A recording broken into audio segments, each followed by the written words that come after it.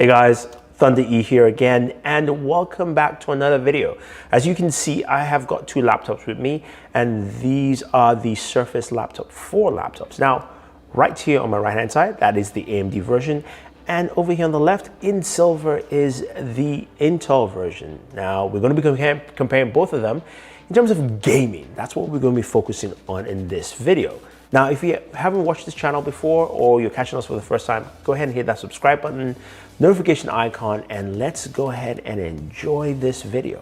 So the Surface Laptop 4 is the latest Surface laptop from Microsoft.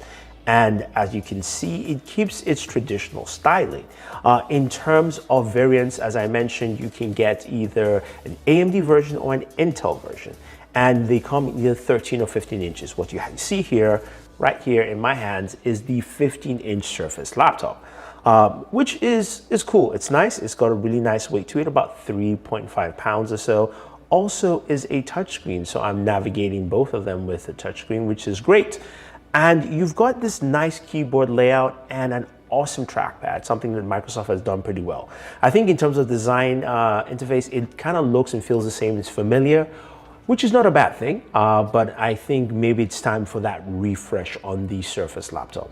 Now, in terms of ports, you do have a USB Type-C port on the left-hand side, as well as also a USB-A port, a larger one. And on the right-hand side, there is that proprietary charging dock, which is nice if you are in part of the Surface family line, and it's cool to see that it's still there, but I think it's time to kind of move away from that, especially if they, at least if they release the next Surface line, kind of move away into just purely USB-Cs.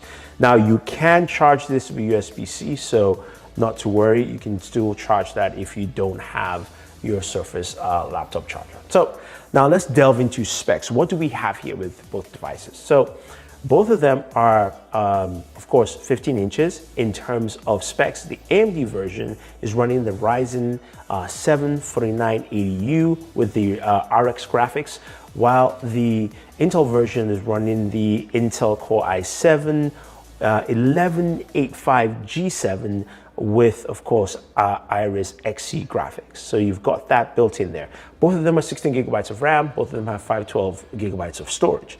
So do you game with this kind of devices? No, it's not something you do on a regular basis, but if you decide to game, what will you be gaming on? So I decided to look at two games specifically, and those were Fortnite and Overwatch, because I felt those two would run quite well on these systems.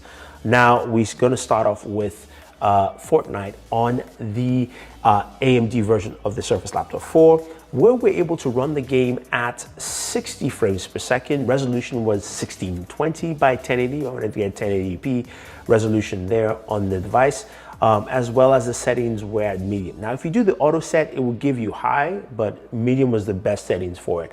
And the AMD version ran really well. It ran close to 60 frames per second, dipped a little bit down, maybe to like 55, but pretty much was close to 60 all the way through. It was good to see that. Some really great performance. Now we're moving over here to the Intel version, and on the Intel version, we also ran at the same settings, which were, of course, 1620 by 1080, and also set at medium. And it ran also at close to 60 frames per second. It did dip a little bit lower sometimes in comparison, but nothing too much to say it's out of the contrary there. And I would say both of them run Fortnite pretty well. So if you think of playing Fortnite, not a problem. So the next game is Overwatch. Now, this is a game I sorely am terrible at. I'm gonna put it out there. You're gonna see gameplay that will insult you. You'll be pissed, you'll be angry. Daniel was crying while I was playing. But anyway, for Overwatch, we played Overwatch at 1920 by 1080 at medium settings on the AMD version, and we were getting close to about 55 frames per second. It was really solid. Gameplay looked good. It graphically looked really nice on the system, and the RX graphics did a really good job. So I had no issues with that whatsoever. And we move over to the Intel version here, and sorry guys, my gameplay did not get any better. I mean, I kind of lasted a little longer, but I was aiming at the wrong people like that. Daniel was disgusted. That's pretty much what it is. But settings were still the same, medium 1920 by 1080, and we also ran close to about 55 frames per second. So again, Performance was pretty similar with both, and I didn't see any variation here.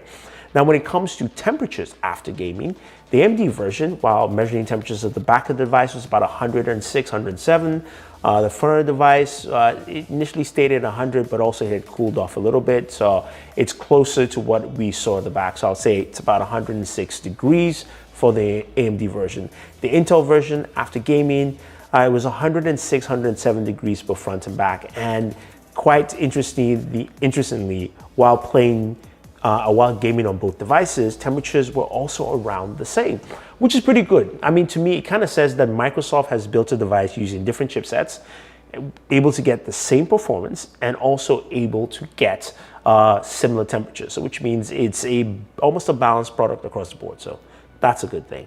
Now, what about, of course, battery life? That's really important. Now, while you're gaming, you got to be plugged in, honestly, because you're not going to get any kind of good performance off that. But I did run a battery test, and this is very unscientific. Now, Microsoft says for if I can actually take a look here, let's see what the battery life hours are. For the Ryzen 7, up to 17.5 hours of battery life. For the Core i7, up to 16.5 hours of battery life. There are different ways they measure this, but I did my own little battery test. Very simple. I put both devices, the displays at 50% brightness. I put the volume at 50%, and I ran a 10-hour video of basically just a fireplace, and I let it go. And as you can see with the timer there, you can see going back and forth, it looked like the AMD version was draining battery a little faster. And from that, the AMD basically died off at around 8 hours and 26 minutes, which is quite interesting. Nothing close to that 17 hours. While the Intel version died at around 8 hours and roughly 46, 47 minutes. So in terms of battery life, with my own very unconventional test, I was able to get those numbers, and the Intel version lasted a little bit longer and also drained less than the AMD version. Now, the other thing to note is that while I have used them separately, I've gotten at least over 10 hours of battery life just on my daily routine, surfing the web, just kind of using it on a day-to-day. Without gaming, I can get more than 10 hours, about 10 to 11 hours on each device. But that battery drain test showed which actually had a longer battery life for me. I think overall though, if you're looking to game, both devices give you a very solid experience. And I think you're going to enjoy that. The other thing you can do gaming wise is jump on Xbox Game Pass on of course, your Microsoft Surface laptop and start gaming through the web. Of course, that doesn't drain any battery life, but it's pretty easy. And if you're using the Edge browser, you can pin it as an app.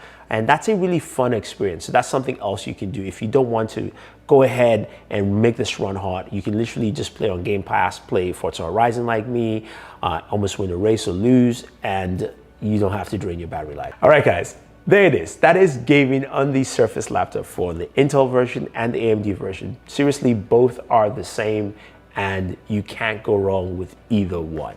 So if you have any questions, don't forget to like, share, and subscribe, and always enjoy your entertainment.